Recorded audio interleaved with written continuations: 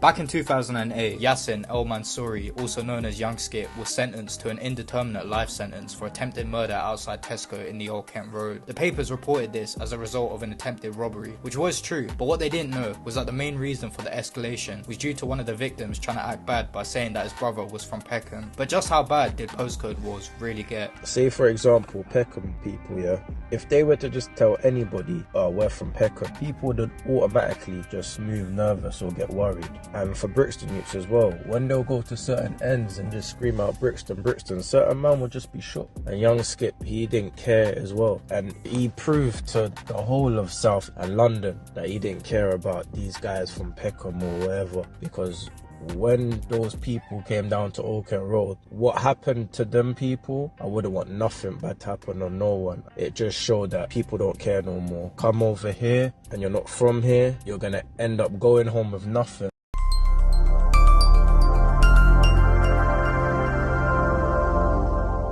Hello and welcome to GloTalks. Today we are joined by Chris, who's lived at the intersection of privilege and struggle. A man whose life has been shaped by contrast, from private education and stability to sudden losses and the harsh realities of postcode violence. He has lived through both privilege and adversity. His journey speaks to resilience, transformation, and the power of perspective.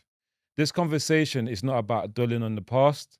It's about solutions, growth, and how the next generation can be guided away from repeated same cycles. Let's begin. Hello, Chris.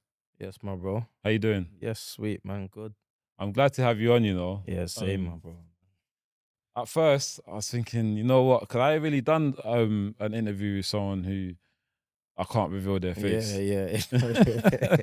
So before we start, I like to play a game. Okay. This one's called If I Knew Then What I Know Now. I'm going to ask you a number of questions, and then you can give me what your mindset would have been then, but then give me the answer of what you know now, and we can talk about the difference and the growth in it.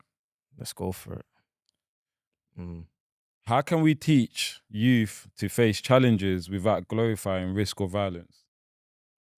Just sitting down and talking to them. Literally having a one-on-one. Yeah. And just making it as clear as just being transparent. Do you think that's enough though? I think if they're sitting with someone that's been through it, lived it, because a long time ago, there used to be like someone opposite you that wouldn't be about this life at all. And they'll be trying to tell you like how life is supposed to be, and then going through the same thing. So definitely sitting down and just being transparent. That's what I believe. And what if someone told you that when you was younger, let's say you're in your mix of stuff, and someone sat you down and just spoke to you and said to you, maybe don't do this, don't do that, would you have listened to them? Yeah, if it's someone I knew that was about this and they're telling me what's happened and just showing me about it, I definitely would have. So do you think it's important? I would have given them ears. Do you think it's important that the people giving advice to support people, they have to go through that? Yeah, they have to have been through it, bro. 100%. What's a small daily habit that could prevent someone from repeating your past mistakes? I think just getting in the right routine. Just getting into the right routine and keeping busy. Yeah. That avoids a lot of stuff, bro. Yeah. 100%. Man. No, I agree with you, because it's like when you're idling and you're not doing much for yourself or anything, you find more time to do things that you shouldn't be doing. 100%. Do you know what I'm saying? Agreed. And that's the problem with today. It's like most people's issues is boredom. Bro, 100%. Which one of your past challenges taught you the biggest life hack, and how? Ooh, that's a good one. Being around the wrong people before. You see your crowd. Yeah. For me, because everyone's different, isn't it? But for me, it was the crowd I was with before. Yeah.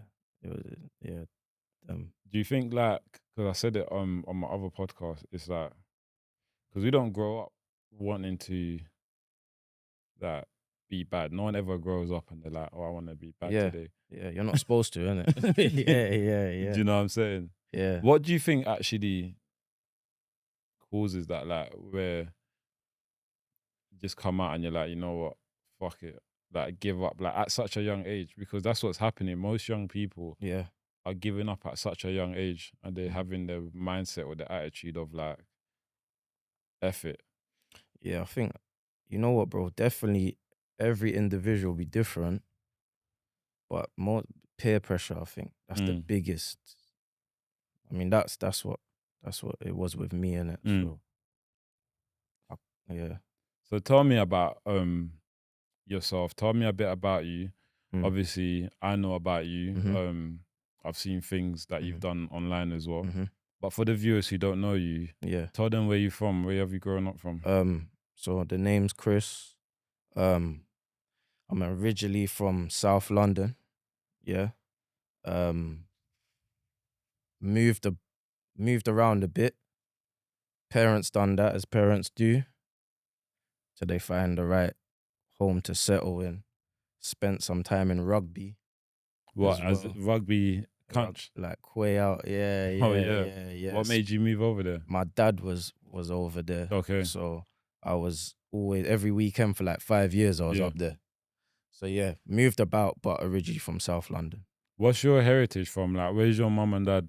My mum's Irish. My dad's Jamaican. Yeah. So growing up in was it Southeast, Southwest? Yeah, Southeast. Southwark, Lambeth. Lambeth. I was Southwark and Lambeth. I was kind of around them sides, yeah. So what was that like for you as a young boy growing up in Lambeth? What kind of stuff did you get up to? When I grew up, I was it was good growing up. I was a good kid growing up. Proper good, like cool, goofy kid. Yeah. That was more me, you know. Yeah. It was I had a good life growing up. Would you say your life was the same as the guy next door? No, you know what?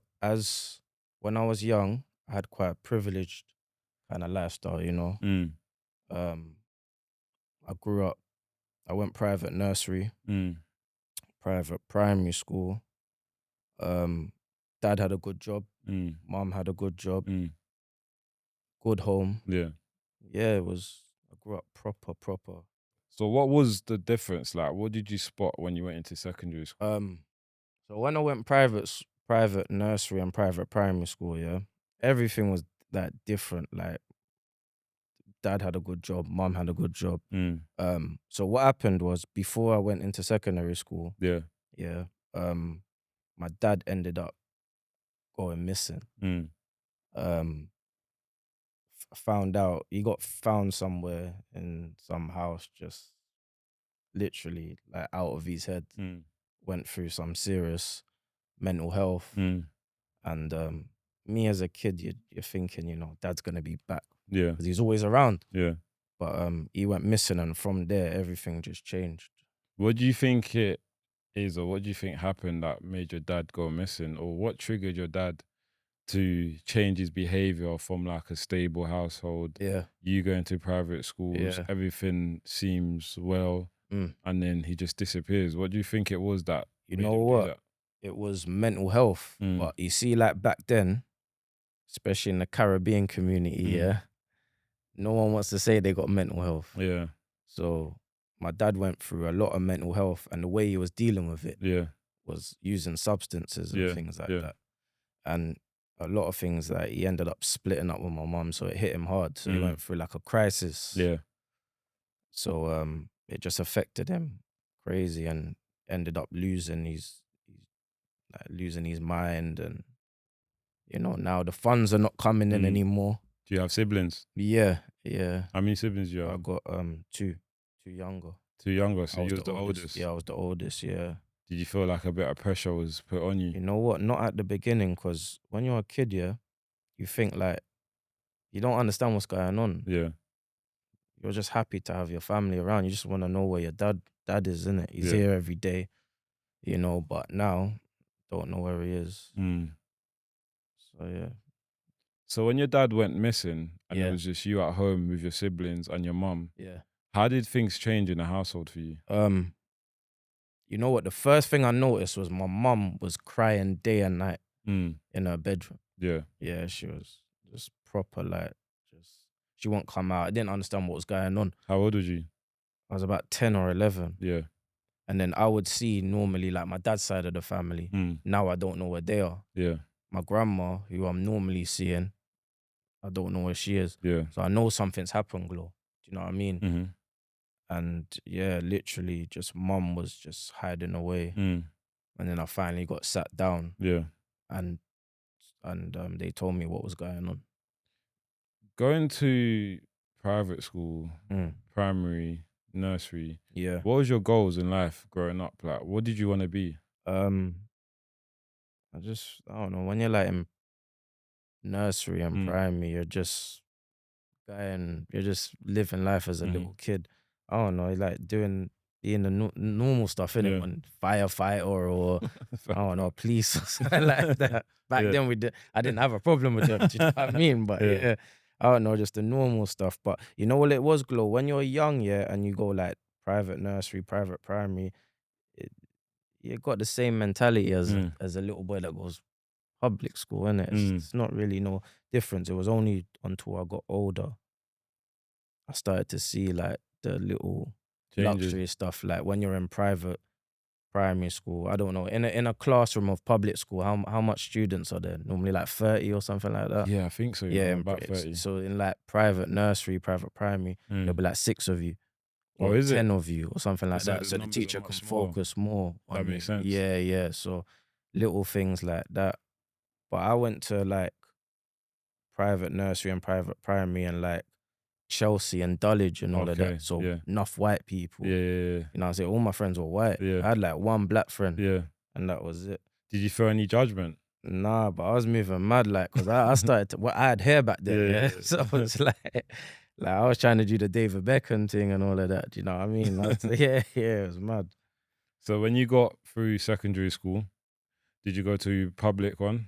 When I got through primary school. No, secondary. Secondary. Yeah. Oh, I went to public secondary school. So you went to a public secondary school. Yeah. What was that like for you then? That was big difference, bruv. Big difference. What was the differences? Just the students in there. Yeah, I went to school with like people from the NAM, people from Brixton, yeah, people from like them sides. So it's like, this is the first time I've seen like badness. Yeah. When I'm in private primary, there's no badness. People are just flicking through Harry Potter books. Yeah. And, do you know what I'm saying? Yeah. No badness. But I remember as soon as I stepped into the gate, Gloria, in secondary school, these 2 boys just got bullied straight away in front of me. How did that make you feel? Bruv, yeah, there was something in me where I was like, I don't want to be like you, like them. Yeah. I think they got like slapped up. They had to jump up and down to make sure there was no coins. Their backpack got taken. Definitely old school. Yeah. Press up, press ups as and well. all of that. Yeah, No bro. way. They got it the worst. And I was speaking to them just before I got into the school. And I remember the 2 boys that done that, Gloria, they come to me. Yeah. But they didn't even come to me on this bully thing. Yeah. They come to me like, "Raw, what, are you with us?" But I think because I kind of like dressed well, they probably thought this youth looks like he's part of us. But I weren't even about that that. But so when you witnessed that so early on in secondary it was school, the first day, Glo. The first day of secondary. Yeah. Bro, when I was like, oh my God. So when you what witnessed that on the into? first day of secondary school, Yeah, what shift did that do to your mind? bruv. That's the first time where I just thought, ooh, I don't like bullies. Yeah. That's the first thing. I weren't scared that it could happen to me. It was just like, I don't like bullies, Glo. Yeah. Yeah, man. So then how did secondary school proceed for you then? You know what? That was actually the only time that happened. So then? Yeah, year 7 was quiet. Yeah. Quiet. Yeah. But you see, year 8 now, Glo. Wow. I don't know if you remember. You remember Happy Slaps? Yeah. 100. Bruv, Happy Slaps, postcode wars, and phone robberies. Yeah. Bruv, they just come out of nowhere. Yeah. And that's when the Took a happening change. started happening. Yeah. Yeah. people was getting robbed all the time. Yeah. Before school, after school, it was crazy. Happy Slaps was going mad. Was you starting to participate in these kind of things more often, or was you still like going to school and just going home? Yeah, literally, yeah. Because I think I always missed Yeah. something happening. Yeah. Do you know what I mean? I know the one. Hey, Glo, Yeah. I would leave school, and go straight to the house, Yeah.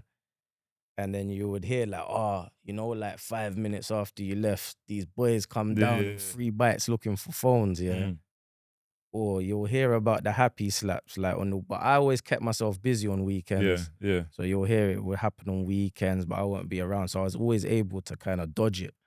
But then obviously the phone robberies, I remember when I became a victim of the phone robbery, and that's when it died down. Yeah. So you went a long time. Yeah, You went went a long time of it. I was cutting and I was able to dodge it, but it finally came to me. Do you know what I mean? And yeah, that's how that was my introduction onto. So, because I was gonna ask for someone who didn't grow up around that environment, how did postcode wars have an effect on your life? You know what it was? Because where the schools that I went to, like Chelsea and Dulwich and all of that, postcode wars are not up them sides. So where I've gone to a school, and like it's like in the middle of everything. So it was like it don't matter if you're involved or not. If you're not involved in postcode war, you're gonna get robbed. If you're not gonna get robbed, you're gonna get happy slapped. So it was like it was just crazy. It was horrible. Had to pick something. It was horrible. It was horrible. Do you feel like your behavior changed completely when you was going through secondary school to how you was when you came from primary school? Yeah. So literally, I witnessed that I'm in like hell now in secondary school. Do you know what I mean? This it like, and like I said, it was when I actually got approached the first time for my phone. Yeah, Glo. You see, when I got approached, bro, that's when I knew who I need to be. Shall I say? Yeah. And literally the first time when when I first got approached. So is it fair to say that incident that took place literally changed the way? It was like 3 incidents. So the first time, I was on the bus. Going to school now. And you see, up on the bus, Glo, like I know about phone robberies, happy slaps, all of that. So I need to see what's going on around me. I was very observant. I remember being on top of the bus, and there was like 2 adults at the front. And some boys start coming up the stairs now, like 4 or 5 of them, coming up the stairs. They're all talking and all of that, Glo, and they're looking at me, but they've gone past me. You see, like I want to try and sneak a look back, but that's too bait, innit? But they're talking and whatever, so I'm just ignoring it. But you see, like 5 minutes after, Glo, now, so these youths are all going quiet now. Oh, yeah. So I'm thinking, what's happening? Like, do you know what I mean? So I thought nothing of it. And then like 2 stops after, they've all come downstairs. Like they've got off the bus. I'm looking out the window. So you're still on the bus? Yeah, I'm looking out the window. I'm like, cool, they're gone, innit? But you know what it was? One of the youths stayed there, innit? And my man decided to sit next to me and ask me for the time. But I'm looking at my wrist. I'm looking at my wrist like I ain't got to watch, innit? And then he's like, "Bro, give me your phone, innit?" It's just straight. Bro, you know what I done? Because I prepped this, Glo, I prepped this, Glo. Remember, Glo, I've avoided all these phone robberies. So this is like a scene I've prepped, and I've jumped up and I said, "You're not taking my phone." So I start making a scene. That's because adults was at the front. So obviously my man now has looked at the adults. He's looked at me. You seen what I've gone? And he just thought, this is long. This is hot. Yeah, and he went downstairs and he went like that. Like he started to threaten, man. Like, when I see you next time, it's one of them ones. But you see what it is, Glo? When I got off the next stop, and when I got off, something inside me, I just felt rage. Yeah. The audacity, he thought he could come to me and Yeah. ask me for my phone. Yeah. So that's how that's how it started. And then I would say the second time, I was with my friends now, Gloria, Yeah. and we was playing football. Mm-hmm. These 3 boys have come now. Bro, these 3 boys were in school uniform, but they were like 15, but they look like 35 with Yeah. like 3 kids. Do you know what I mean? It's crazy, bro. Yeah. And they've decided to line us up. Mm-hmm. So it's like me and my friends, these 3 boys, and we've got lined up on the wall. Yeah. And you see, I'm trying to look at my friends like, yo, there's like 7 of us. Yeah. There's 3 of You them. can rap them. Come on. Numbers. Bro, they are not looking. Yeah. My friends are scared to death, bro. Art of war, innit? Bro, they're like, one of them's like shaking. The other one, bro, literally, no word of a lie, sweat is just dripping from his palm, bro. Yeah. And they started to go through their pockets. Mm-hmm. And I was last in line. Yeah. As they're going through my friends' pockets, yeah, bro, I'm just thinking about everything like man's family's been through. Yeah. The loss. Yeah. You know what I mean? The struggle. You're building. Bro, my mum's just got me this phone on contract. Mm-hmm. Like, I'm literally going mad, like, and they've come to me. Obviously, this is light work to them now. They just run through everyone's pocket. Yeah. So they just put out their hand like, yo, you know what to do. Yeah. Like, I must have stuck my chest out. Yeah. I'm like, I'm not giving you anything. Mm-hmm. And they've looked at each other and they're kind of laughing, Glo. You know Yeah, what I 'cause mean? they must be This is thinking, funny, man. Because remember, they're not angry. They've just gone through about 5 man's pockets. Yeah, they calm, have right, bare man. change, bare phones. And they start laughing like, well, you know, bro, just give over your stuff. And I'm like, no. And the way I said no, I don't know if it was fear or I don't know where it was, but that no, even the tone of the voice, no, it was all different. And I was like, no, I'm not giving you nothing. Yeah, straight. And then one of them banged me in the belly, Mm. banged me in the back. Man's winded, and I'm on the floor, but they're laughing, innit? But they walked away. They left They me. walked away. Because obviously they've gone through 5 other man's pockets and just got everything that day. So they just thought, leave him. Yeah. Like, you know, we've got all these man's phone. It's nothing. Yeah. And I remember, Glo, I looked at my friends, yeah, and I looked at them like I was so disgusted. Like, I was just thinking, I can't be around people like you because they were just not on anything at all. Good youths. Yeah. And then it's funny because it's so ironic, like a week after that, I say the 3rd time, that's when things started going down. Do you know what I mean? Going different. Yeah. So, cause I was going to say, like, the first 2 times, you kind of got a touch. Yeah. You know what I'm saying? Yeah. The first time on the bus, say no more. And the second time, got 1-2 punches, but you still kept your things. Yeah. So what happened the 3rd time that made it like everything go left? Yeah, the 3rd time was, because remember now, this is like a week before. This is a week after. Yeah. So it's like I'm on this next thing every day. Like, I just know I'm going to turn into someone else. Do you know what I mean? My friend from school now, he's phoned me. My brethren, he's not here no more. He's somewhere else. He's on a long holiday. Yeah. They asked to phone me, and he was like, listen, I got my cousin. He's been kicked out. I need him to forward to your house. Yeah. I'm a people's pleaser back then. I wouldn't say no for anything. So I'm like, all right, cool. So he's told me to meet his cousin, Yeah. Bro, his cousin, first time I met his cousin grabbed my wrist, I had a bracelet on now. Yeah. And he was like, yo, you know, if you weren't my man's cousin, I would have tore this off your wrist. No way. And I'm just looking at him thinking, this youth's a maniac. He's from Brixton, bruv. Like, these youths from Brixton back then, bruv, they were something else. I can imagine. They were something else. And he must have come to my yard and he was like, right, man's hungry, innit? You know what I done, Glo? I've gone and looked for food in my kitchen and like to give him. Yeah. He's like, you all right? I'm hungry, bro. Obviously, he's meaning he wants to go out and get a couple things, innit? There's me like a donut going through my cupboard, seeing what he wants to eat. So obviously, I've gone out with him now. We've gone like not too far from where I am because I told him, whatever you do, please don't take people's stuff around my area. Yeah. because it's just gonna come back to me, and that's headache. Yeah. So we've gone like 10 minutes away from where I am, 15 minutes. This guy is just taking everyone's stuff, bro. Mm-hmm. Like he's Cleaning up. snatching, he's cleaning up Cleaning up. everything. I'm looking at him like, yo, these people from Brixton, I don't know what's going on. Yeah. Yeah, mad.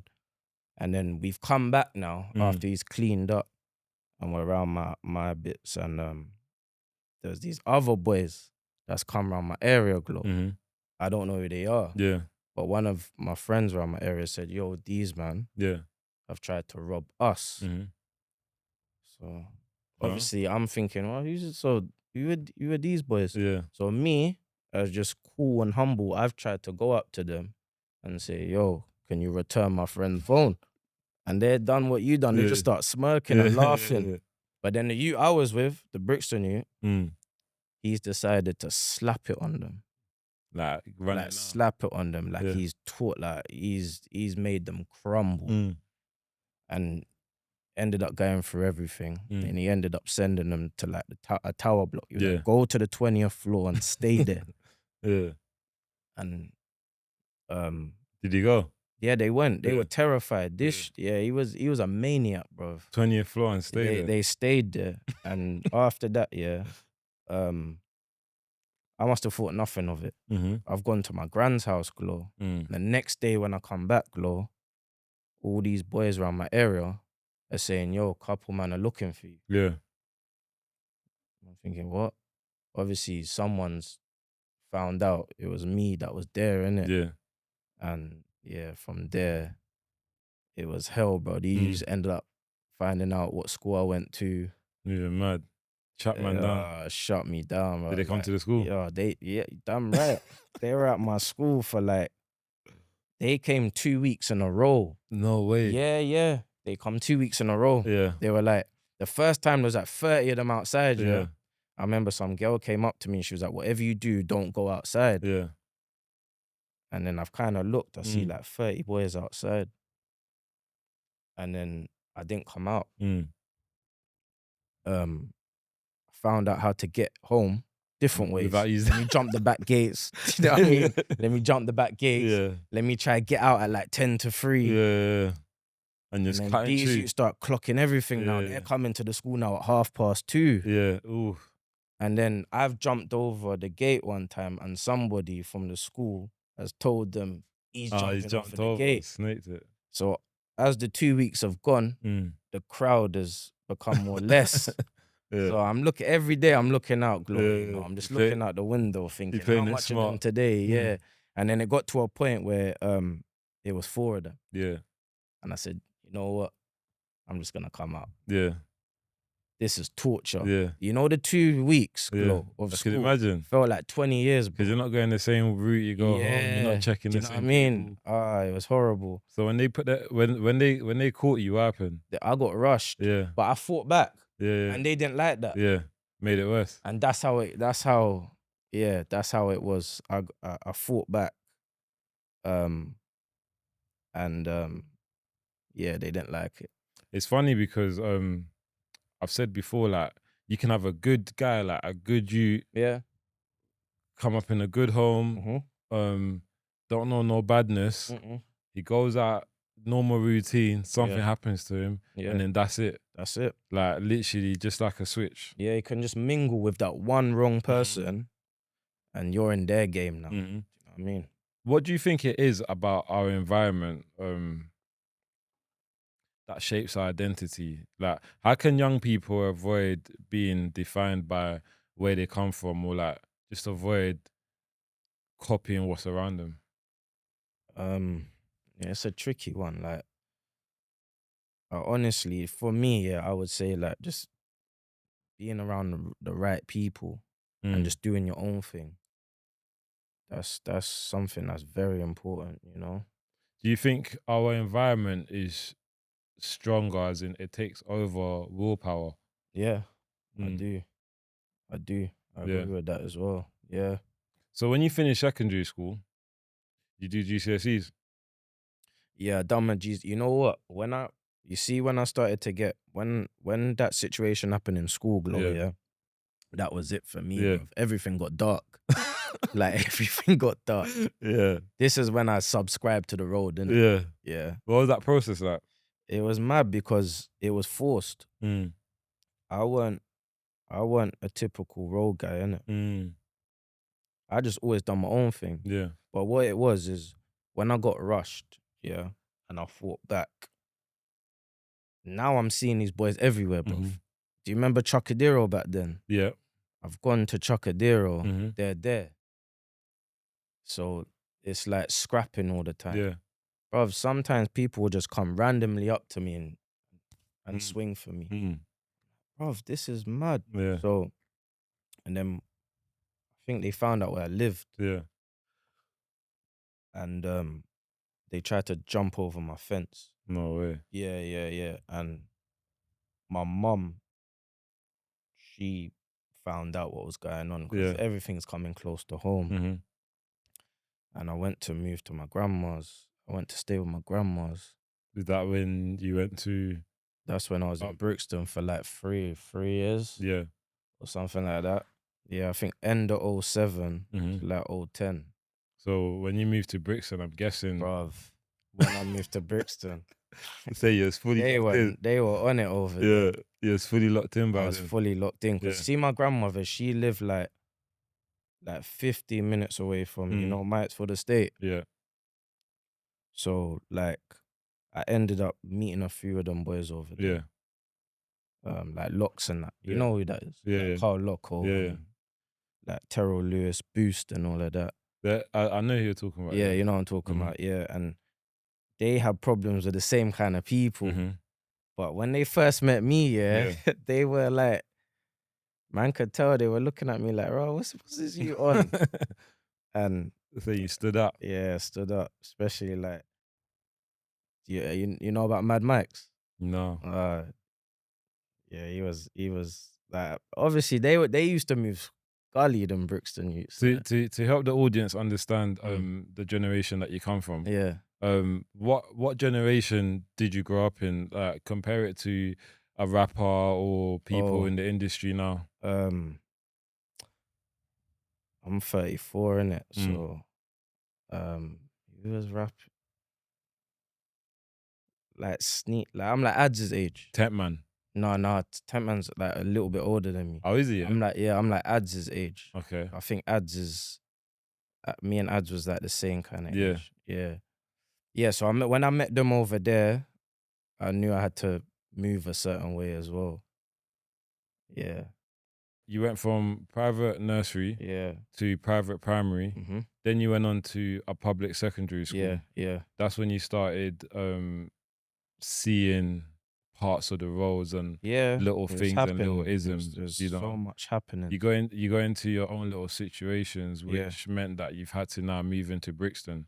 Yeah. When you moved into Brixton, did you have plans of going to college? No, I think when I moved to Brixton, I was like 17, something like that. But my grandma, she was strict, so I wasn't allowed out. But because I had a dog, I used that as an excuse, like let me take the dog for a walk. Do you know what I mean? Yeah. And I met like there was like a couple of my friends. They had a lot of connections with people over in Mitesfield, so it was like. And then I had a couple people I've met on the way, and I had no plans except for trying to do this thing. And at this time, was your dad still away from the house? Yeah, my dad was actually got sectioned. So he got sectioned for like 5 years. Yeah. And that's how he was up in rugby, innit? So he didn't know what was going on, and plus he's a man that's become unwell, so he couldn't help anyway. How do we shift this stigma of mental health within the Black, Caribbean, African households? But I think now it's more accepted with the younger generation. But you talk to them old school Caribbean people about mental health, they'll just cuss you. Right? What are you talking about? Yeah. I do think that because of that mindset that the older generations had at the time, it's probably a reason why a lot of us ended up how we ended up in terms of like our own mental health issues. Yeah, you know what I'm saying? Definitely. And not recognizing that we have situations or problems mentally because no one's ever had that conversation with Nah, us. yeah. You try having a conversation with that with Caribbean people like 15 years ago, they ain't trying to hear that. Do you think your dad's mental health was accepted by your mom at the time when he was going through that? Yeah, because my dad was a breadwinner and he was like a good father, you know. So it was like when he went downhill, Mm, it had to be mental health, innit? yeah, Just imagine having everything, like a yeah, good career, yeah. you got your family, everything's going well, Mm-hmm. and then one day, you know, everything changes. It you know. What coping mechanisms did you use? Because you yourself was going through your own stuff. You know, Yeah, you was going through your own troubles as a child, yeah, moving from one area to another, yeah, experiencing gang related yeah, stuff. yeah. What mechanisms did you use to cope and handle your own mental health? Um, I was doing everything wrong, to be Mm. honest. Like, uh, I knew there was something going on with me, like, but yeah, I was just hiding everything. Do I you went through serious paranoia. why's that? Um, just everything that was happening, you know, like, I don't understand how people are rolling up on me and Mm, I'll be around one person, then people be rolling up on me, and then it's like people that I knew were like cool with people that I had mm, problems with. Like it was very, funny. yeah, it was very funny. So I didn't trust anything. Like, Would you say that you're the kind of person who wears their heart on their sleeve? yeah, 100%, bro. Mm. 100%, 100, man. Do you think that love got traded for weakness? Boy, I never thought of it like that, but Mm. you could say that.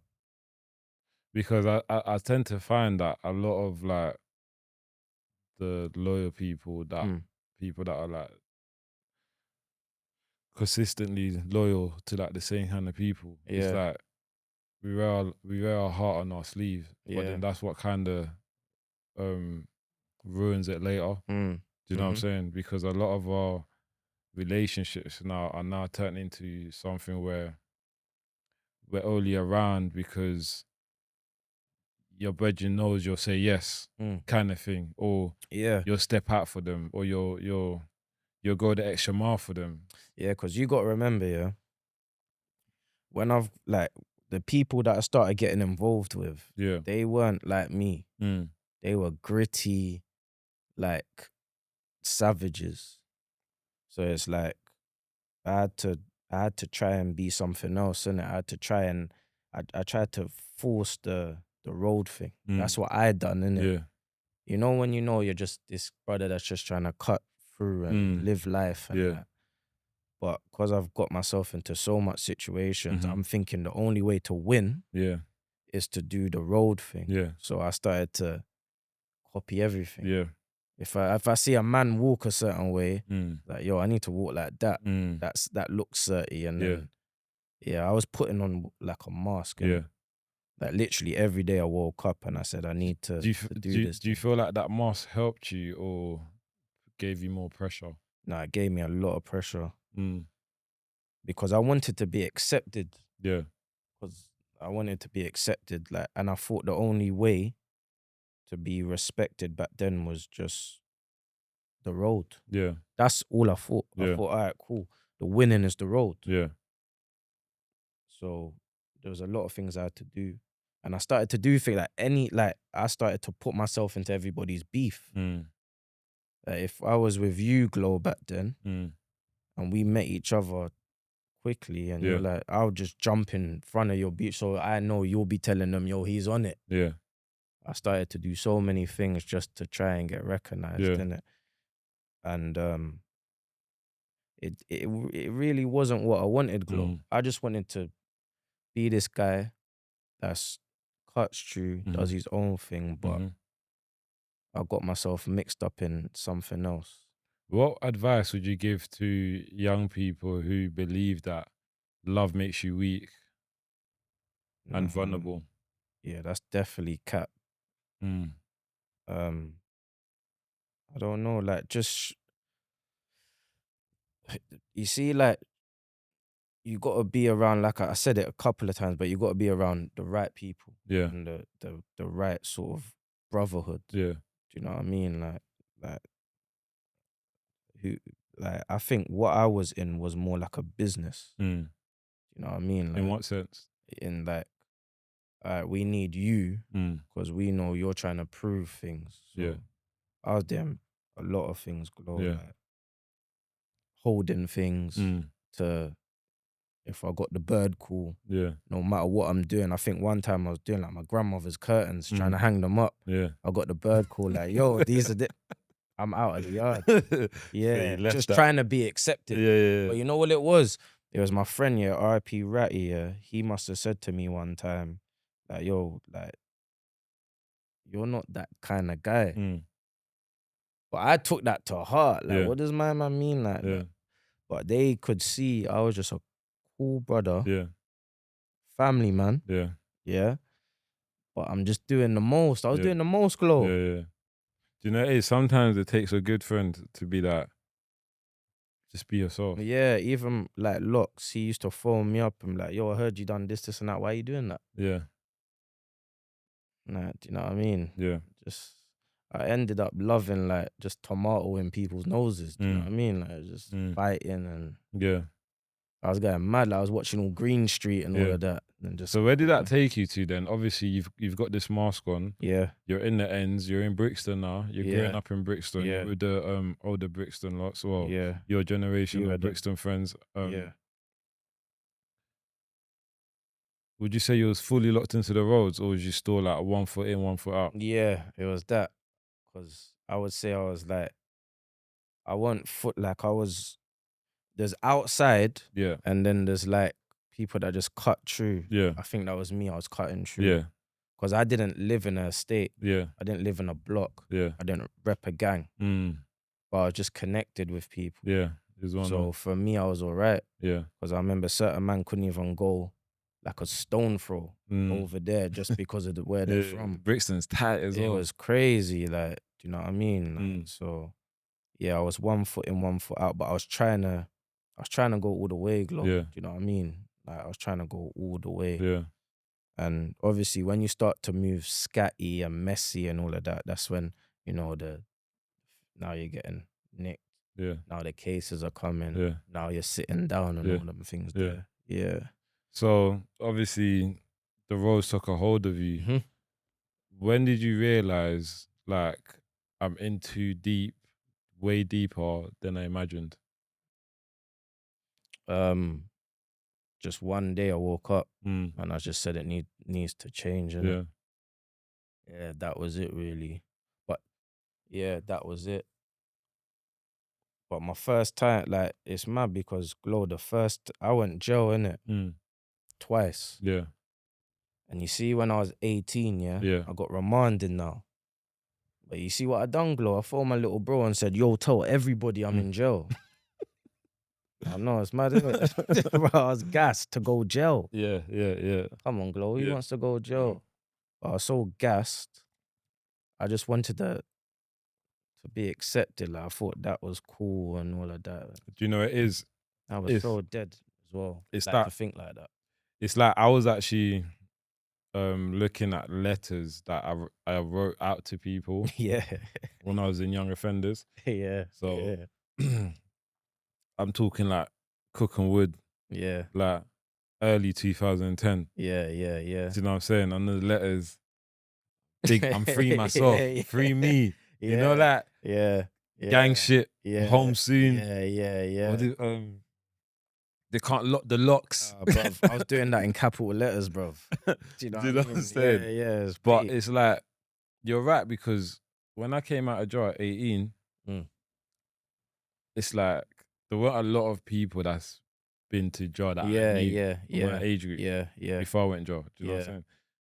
So it felt like a strike. You know, like, man. That's what do you know what I mean? I thought, because at the time, like, I just thought it was something. Like, I thought, I'm gonna be accepted now. Yeah. I've gone jail. Yeah. Do you know what I mean? Like I'm weighing up, like when am I finally gonna be like the final boss? Do you know what I mean? But yeah, but I only got, that was a month remand. Yeah.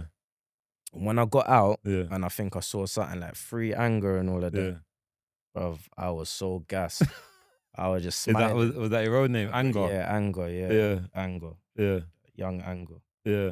Yeah. So when you was released at the age of 18, did you reflect on the time that you done? I know Nah. When I went in jail, yeah. I was so gassed. Like I wanted the time and everything. Yeah. Like, but yeah, I didn't care. I Yeah. was just so happy to be in jail.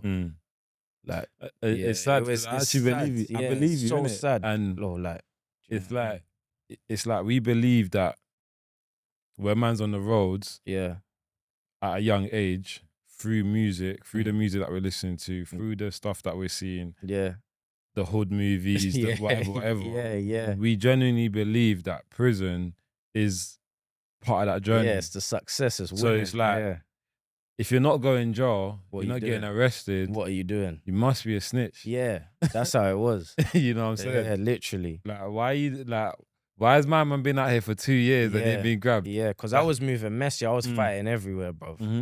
Everywhere. Everywhere. So it would have happened to man anyway. And yeah, when I done the little month, because I got remanded, I bust it. Yeah.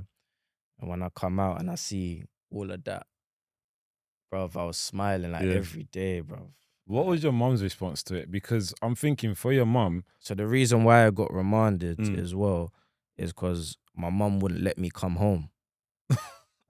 Yeah. You really wanted it, innit? I was like, no problem. Yeah. But yeah, now my mum, she thought I was losing the plot. She was like, I don't understand this son of mine. Yeah. That happy-go-lucky guy. Now he thinks he's fucking gangster. What was your brothers on? Were they on the same stuff? No, my little bro they were young at the time. My little bro would have been like 14. Yeah. But I feel so he's probably thinking, I want to do what my brother does. Yeah. Looking up to you. Yeah. But I didn't think anything like that at the time. It was just all about, yo, bro, I'm trying to be somebody. I'm trying to get this name, and this is how it's gonna go. Yeah. Next time I'm gonna get a bird. I might get a 10, 15. The only jail sentence I didn't want is life. Yeah. I was like, that's kind of long. You know what I'm saying? Bro, it's embarrassing. You see, I'm smiling about it now, Glo. Bro, Glo, I swear to you on everything, I didn't care back then. I thought, it's good to get a big bird. Do you think that mentality came from the fact that you came from a privileged background household? You went to private school earlier on in your years. So then when you're in the hood with the people from the hood, did you feel like these man ain't gonna rate, man? Yeah, that's what it was. Like, I have to do something. When I first linked, like I said, I had friends and other people that had connections over to them places there. But when I went to link certain man, they're talking about like having machines and like dog houses and all of that. Do you know what I mean? And I'm like, I need to get a machine or something like that. Do you know what I mean? So yeah, I think it was like training day for me over there. But yeah, I was trying to be like them, but inside, I knew that's not my angle. Why did you go jail the second time? The second time was for a fight. Okay, the second time when I went to jail is when I didn't want to go jail. Yeah. That's how mad it was. Was you a bit older? What changed? Yeah. When I went to jail the second time, I was I think it was 22. But these times I've changed, Glo. Yeah. You know, like from 18 to 22, it's not many years apart, but I've completely changed. Yeah. The change happened from reality started kicking in. Yeah. So it's like, all right, cool. Like I'm like 19, 20. I'm outside. I'm not a money man like that. Yeah, Glo, yeah. I'm kind of dibbling and dabbling into things. Bread's becoming low. People are kind of ghosting. People are now making money. Yeah. So I'm just outside alone. Yeah. And I'm thinking I need to sort things out. And so I end up going to a job interview. Yeah, Glo, if you saw the way I turned up to the job interview, bro. It's embarrassing. me. Yeah. Man come with like white Air Force Ones, Yeah. you know, like not even a neat. Yeah. Like I come with like Air Forces, like a Ralph Lauren jumper. Yeah. I think I said Wagwan or something Yeah, like that. To like mental. mental, bruv. And the guy's looking at me. Yeah, he's giggling, innit? Yeah. But he's trying to keep it serious. Yeah. Man's just giggling. And he's like, he's asking me questions about the job. I didn't get the job. I was gutted. And I didn't understand what was wrong. Yeah. But obviously, you don't come and say, well, What job was it for? I think it was something very simple, like warehouse work. Okay. But I didn't get it. Yeah.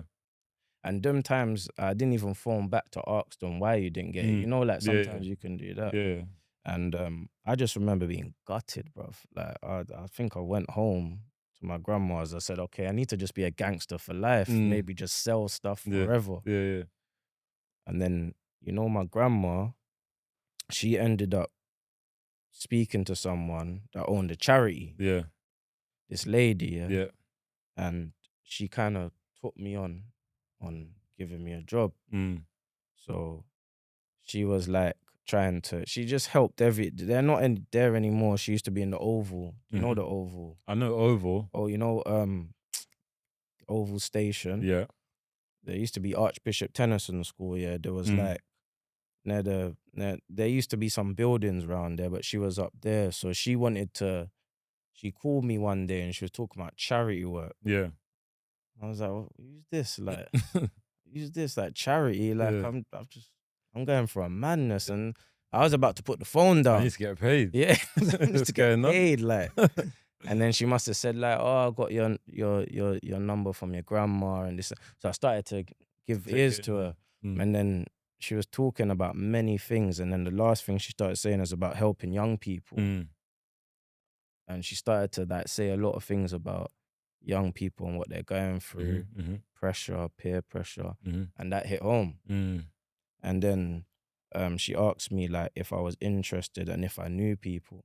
And you know, like I was telling you, like locks and mics and all of that, yeah. They came off this road thing like around that time. From early. Yeah. I think it was like 08 or 09. Yeah. And I remember phoning Locks. I was like, I told him what happened. Like, yeah, there's this lady, she wants someone that's come from the road to come down and chat to these young people. Yeah. And the lady just come to me, Glo, and said, listen, I need you to organize the event. I'm shitting it. Yeah. Because I've never done this before. Yeah.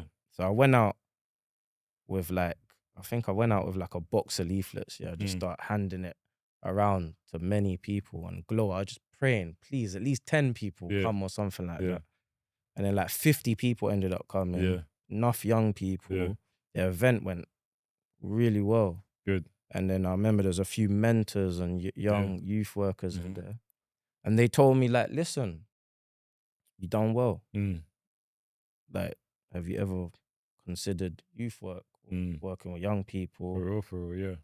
Like, I'm kind of gassed now, bro. Do you know what I mean? But brother, as soon as I left that event, 10 minutes after, I had a madness with some people. Yeah.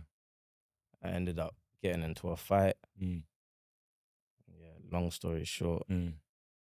Back to the trenches. So when you went back to the trenches, was having a taste of the charity work that you done. It was incredible. Yeah. That's the first time in my life where I felt like I just fucked up on something. Yeah.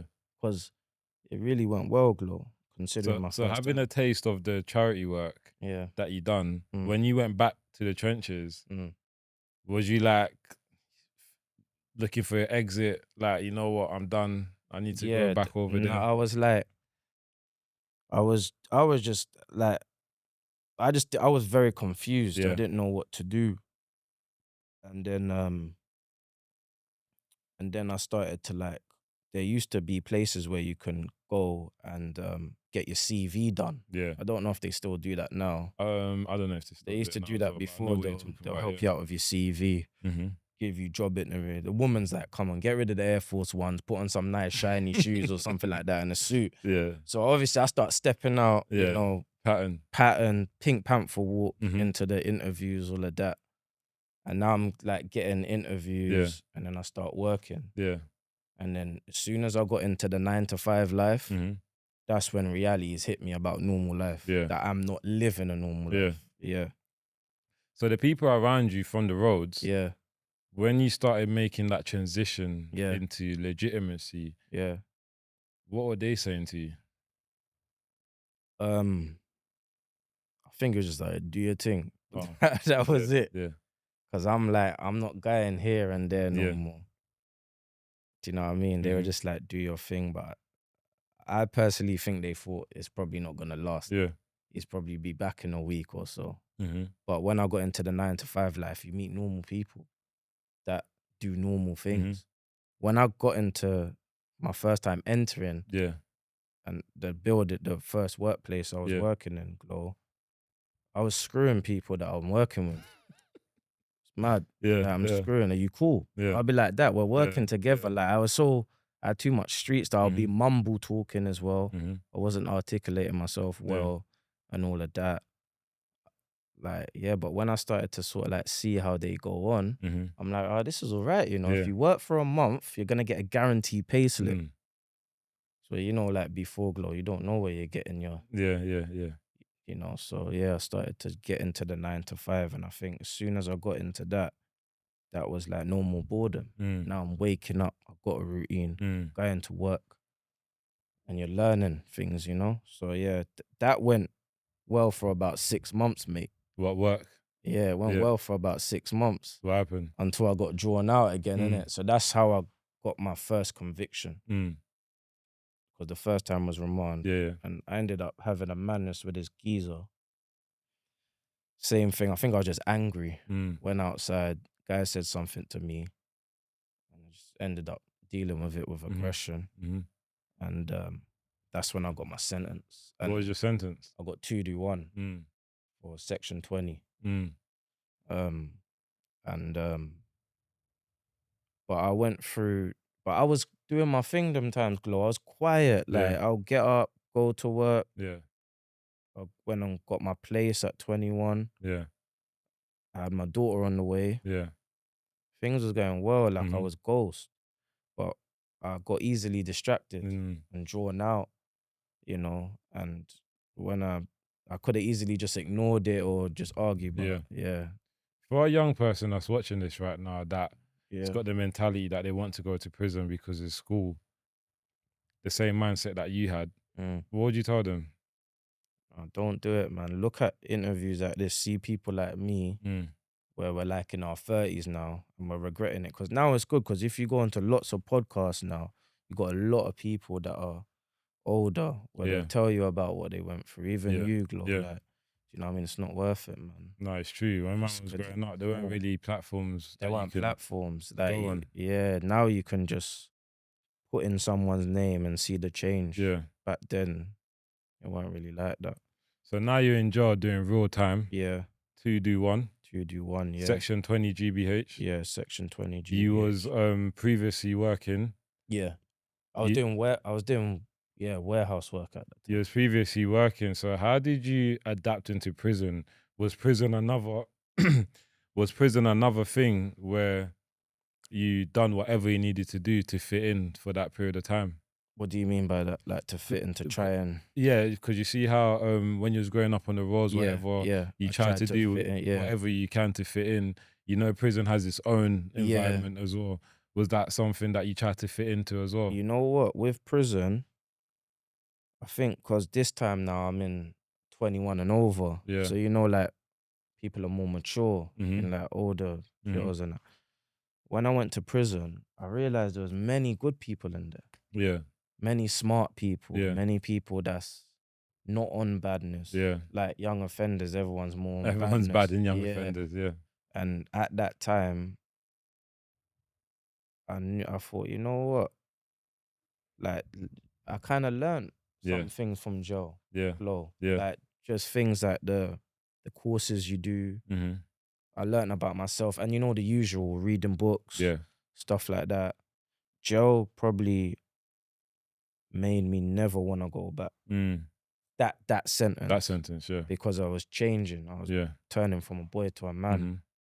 And then obviously I got a daughter to come out to and all of that. So what was that like, knowing that you're gonna have a daughter when you come out? You know what? So when I got arrested, for the GBH, yeah, I was on trial Yeah. for 1 year. Yeah. So I was able to see 1 year? Yeah, Wow. because they tried to arrest me for Section 18 Yeah. things. Because a guy tried to say I hit him with something else and Yeah, this and that. And then it took ages for them to finally find camera footage of the incident. Yeah. So that's how I got it dropped down to a Section 20, yeah. Yeah. So I was able to see my daughter be born and all of that. But it was mad because I was thinking, you know what, I can live this normal life. I got a job, Yeah. got a place, Yeah. looking after, and so yeah, I was hurt now Mm. because this is when reality is kicking in now. Yeah. Glow, this is not me, Yeah. not this kind of guy. Yeah. What have I done to myself? But everybody would think like that when you're in jail, innit, Glow? Definitely, yeah. So yeah, but I actually didn't go through any issues in jail. Nothing. I was on national prison radio. Yeah. Brixton. Brixton. Yeah. Yeah. I didn't have problems with people. I think people realized I was just trying to do my own thing and go home. So on your release, Yeah. a year later, was you done then? Was that like? Yeah, I knew like when I come out, I'm gonna go back to going to work Yeah. and just go to work. Don't get distracted. Don't knock anyone out as you go to work. Just go to work, mate, and go, and that's it. Get through the day easy. Yeah. Yeah. So I knew, Glow, that, you know, I was growing up and yeah. And How do you think a young person should react to conflict? mine was random, so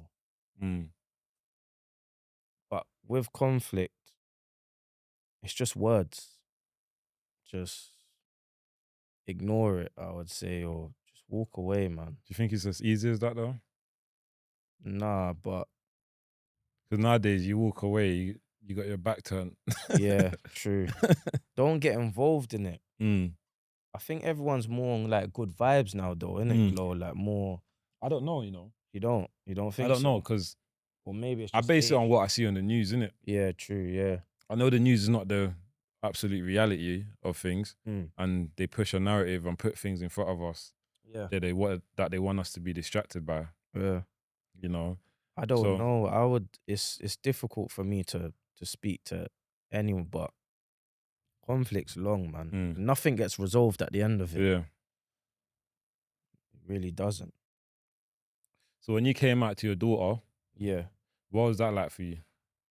Yeah, it was amazing. Yeah. I say I got 3 girls now. Yeah. But at the time, it was just my oldest. That's what made me change. Yeah. Because like now I'm thinking, okay, you need to be a role model. Yeah. So that's when I just kind of like really fixed myself up. Yeah. Got back to work. Yeah. And you know what it was? One of my jobs at the time before I went to jail, I was working in Amazon. One of my before, like early day, and I was doing like the usual warehouse work, forklifting, everything around the warehouse. And one of my friends in there, Glow, he was talking about doing the knowledge. Yeah. You know, the black cab. Yeah, black cab, yeah. And I didn't see him for quite a while. And then when I come out of jail, I see him. And he was like, oh, look, man's got my house paid off for. I'm going to open up a restaurant. And these things as well, like, I need to be like this. Yeah. This is a man. Yeah. He's patterned. He ain't even got kids yet. Yeah. So when I looked at my girl, I said, I want to be like this guy here. Don't want my daughter to look at me like I'm an idiot. You know what I mean? So that's when I kind of sorted myself out. Yeah. Yeah. How important do you think it is for a father to show their kids like responsibility? Very important. Because kids lock in from early. From early. It's so important. Yeah. Yeah, you have to, man. When you don't know that they're locked, because we kind of think, they're too young, they don't know what's going on. Nah, man, they're locked in from early. Yeah. My daughter the other day was telling me she remembers some things from like when she was 4 years old. So they remember everything. Yeah. That's But the mad. good thing is she remembered me like always getting to work, Yeah. always driving different vans, Yeah. delivery vans, bringing her out. So, Mhm. do you know what I mean? If I was keeping up my foolishness, then she would have remembered that. Yeah, So 100. I'm glad I kind of cleaned up Mm. before I kind of got into that. Yeah, that makes sense. Though. Yeah, I think kids' minds are like sponges. yeah, innit? they lock in from early. Many they should people they absorb turn a everything. blind eye, think they're too young. Nah, Yeah. they're some like from 2, 3. Me and you might not remember, Yeah. but some kids will. How did you end up locking in with MPs? I started to like mingle Yeah. with a lot of people that had links to them. Yeah. So just going along to like meetings and stuff like that. Yeah. And yeah, that's it really. Just really being a part of something, Mm. you get recognized. Yeah. Do you think the MPs are doing enough in today's age to support young people? I think they're doing what they can, but they're never doing the right kind of. I think they only kind of cater towards their kind of crowd. I Mm. don't think they really understand what's going on. Mm. Yeah, like with the young, they don't live where we come from. Yeah. Do you know what I mean? So Yeah. they'll never understand it. Because you've been around quite a few different people. You've been Yeah. around rappers. Yeah, You've been yeah, around actors. yeah, And yeah, obviously MPs. yeah. Is that just through great networking skills? Yeah, that was through one of my friends. He was, just literally like bringing along that, come, I want you to come here. I want you to Yeah. see what this is like. Mm-hmm. And you just pick up a lot of things, you know. Yeah. You just learn that there's many other people out there. Mm-hmm. And you know, Yeah. yeah. You mentioned ads earlier Yeah, in the conversation. ads, yeah. Ard Ads, obviously, bigger Ard Ads is a Yeah, rapper from big him up. Brixton. He's doing his thing. Who's Man. doing Yeah. his thing. The 57 Jewelers. I think so, yeah. I think 57. Yeah. can't I think remember it's off the top of my head. 57. Doing his thing is Hatton. I ain't seen him in a minute, but big him up. How do you think the type of music that comes from the street influences young people? I was one of them kids that got influenced. Mm. You see, back then, bro, you see the songs I'll be hearing. Yeah. I believe it does influence people. Because I believe that, because I used to be one of those. Yeah. If I was putting on, if I was listening to something, especially when I had issues, it definitely influences. It depends on the character you Yeah. are. But I do believe it plays like an influence, especially the stuff what they listen to now. It's vibrations, isn't it? I believe, like, you put headphones in, music travels in waves. Yeah. You know what I'm saying? I was one of them people Mm-hmm. back then. Obviously, coming from Brixton Mm. and coming from the roads as well, I know that from my experience, Brixton has a lot of gang culture. Yeah. Do you know what I'm saying? Yeah. You hear it through the music. Yep. You see it in the music videos and whatnot. Mm-hmm. Chris Cabba was someone We who both was, know. who you both know. Yeah. He was sadly killed in Brixton Yeah. by the Metropolitan Police. Sad, man. R.I.P. Oh, police! Show me your hands! Show me your hands!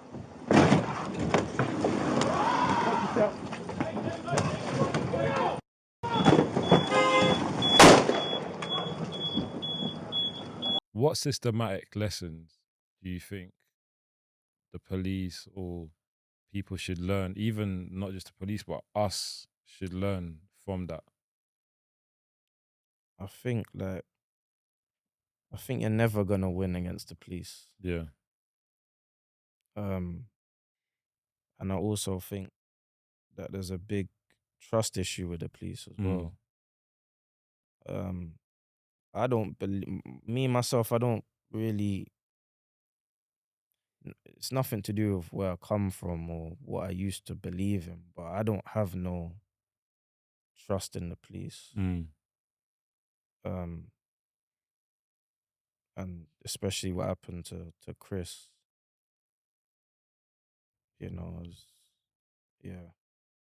Yeah, I think what happened to it's hard to discuss. Do you know what I mean? It's Yeah, hard to that's what I'm talk about. saying. It's sad because you can clearly see what happened, but there's no winning with them. Do you think that we make it easier for the police to pull the trigger and they don't get nothing for it? Yeah, Do you think are we the problem? I think all you gotta do nowadays is just act up, raise your voice, use body language a certain way, and they can do what they want to do. Yeah. I think if we was more to just control ourselves more, get the camera out. Do you know what I mean? Don't yell up below the noise. Just get the camera out. Because some people know how to handle the police very well. Yeah. Just get the camera out, show the proof, and that's it. So Chris, what is it exactly that you actually do now? So I manage a garage, black cabs, Yeah. black licensed taxis. Yeah. And on something called the knowledge. Yeah. So that's what I'm currently doing. Is that something that's easy to get into? It is. It's not as hard as people think. Yeah. So I don't know if young people are watching this, but Yeah. the knowledge is that you learn London, Yeah. driving a black cab. Mm-hmm. All you need is a license. Yeah. And some courage. Yeah. And that's it. Yeah. Make good money. Mm-hmm. Get good pension. Yeah. You're out on the road all day. Mm-hmm. Lots of young people love driving. Yeah. That's how I got into it. And I got brought because I didn't know what I wanted to do. Yeah. I was tired of just working. Yeah. And doing 2 jobs a day, basic average job. Yeah. So when my friend brought me along and showed me what he's doing, that's how I kind of got into that. Yeah. Yeah. I mean, it's one of those. It's a trade you need to have. Yeah. I mean, if you definitely need trades under your belt. Yeah. Do you know what I mean, Glo? And I didn't have trades. So definitely. Yeah, it's definitely good to have a trade because you're always needed. Always needed. And you can obviously be self-employed. Yeah. Yes, of course. Yeah, you're self-employed as well. You work for yourself. It's something I feel like a lot more young people should get into. Yeah. Because it's really not.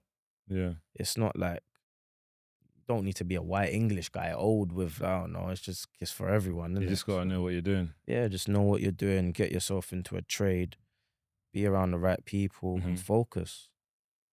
What does breaking the cycle look like? And how do we make sure our children and the next generation don't go through the same traps that you went through? I think breaking the cycle is just looking at what happens. Yeah. Every couple of years, we see a group of people on the news. They were doing well. They were making this illegal money. They were doing this and that. Yeah. And they got shut down. Yeah. Next couple of years, same thing. Yeah. Next couple of years, same thing. Mm-hmm. So it's best to just get away from that and get something. So look up to people that's got away from it. You got the Stormzys, you got the Daves, you got many people that's went round the right path. Yeah. So yeah, just look more to that, not to like badness. Doesn't help. If you could do anything different in your up and coming years, what would that be? Listen more, I would say. And just listen more. That's what I'm doing now. Like I take time, I listen more. Yeah. I don't just run up my mouth like before. Yeah, definitely. No, I definitely appreciate it when someone who's had a different walk of life comes onto my show, you know, because obviously coming from the lifestyle that was kind of written for you, but then you didn't go through that lifestyle. It went up and down and up and down. All you know what I'm saying? place. Yeah. You've got 3 kids now. Yeah. You've got a trade for yourself, and you're basically putting that life behind you. Definitely, man. How easy do you think it can be to be in that position that you're in now? Yeah, it's not easy. Because I kind of was dibbling and dabbling in the role for like 5 years. 17 to 21, so 4 or 5 years. And it took me another 4 or 5 years to finally get away from all them habits. It's like smoking a cigarette. You're not just going to stop straight away tomorrow. It takes time. Yeah. So it's not easy. Anyone that says it's easy is lying. Yeah. But take one step at a time, Yeah. and slowly but surely you'll break the cycle. Yeah. Yeah, And definitely. for the viewers that are watching you, what's one last piece of advice would you give them? It's very simple. Just be you. Mm. Don't follow people. Yeah, just be yourself. Yeah. Go with what you need to do. Yeah. Don't try and please anyone else. Yeah. Whatever you got on your mind, Yeah. just do it. Yeah. Be you. Yeah. Just easy as that. Be you. Simple as that. Yeah. I like that still. Being you is very simple. Yeah, But it's one of the hardest things Yeah, just be that yourself. people happen to be doing. You know, Agreed. a lot of identity confusion. Yeah, definitely. You know, people don't really know who they are. Yeah, I mean, I went through it, the identity crisis, Mhm. but I found myself at the end. Yeah.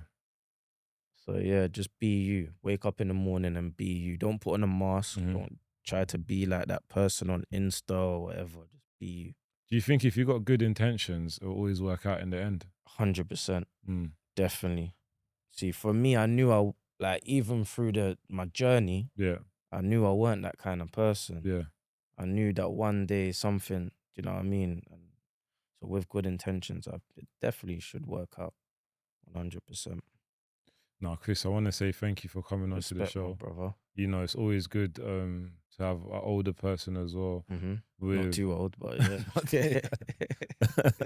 Not too old. Yeah, not too old. yeah. An older Little person older. Yeah. that the youth can look up to. Nah, I you know, appreciate that. as well. Yeah. You haven't come here and lied and Nah. tried to spin some sort of narrative. You Yeah. came here, your true self. Yeah. You admitted that your life started one way and essentially you was chasing another way to fit in. Yeah. You know, that's good conversations to highlight, you know, because it's one of our biggest problems that we have in society today is people not finding their place or understanding their place, and they're trying to fit into other people's shoes. There's definitely an identity crisis going around, and I definitely would say, please, people, find yourself. Yeah.